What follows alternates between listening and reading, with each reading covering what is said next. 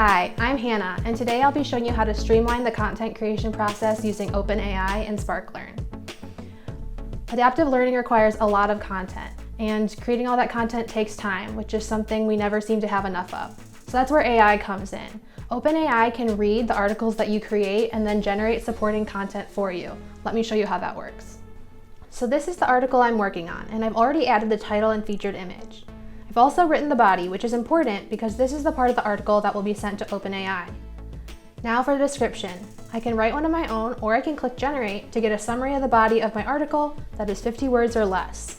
I can also edit the description to add my own voice and tone, and can even press generate again to see a totally different variation.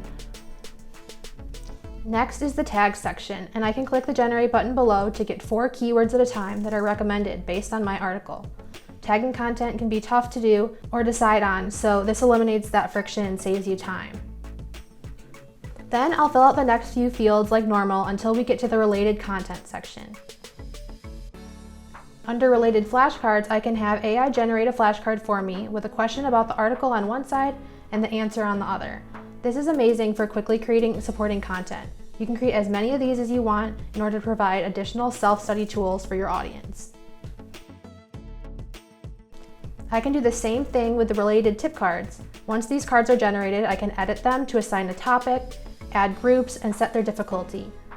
These are useful for performance support use cases. I'll finish setting up the article and publish once I'm happy with everything.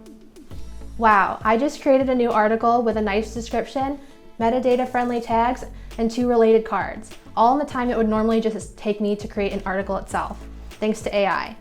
If this video was exciting to you, please share it with a friend and like it, and I'll see you next time. Bye!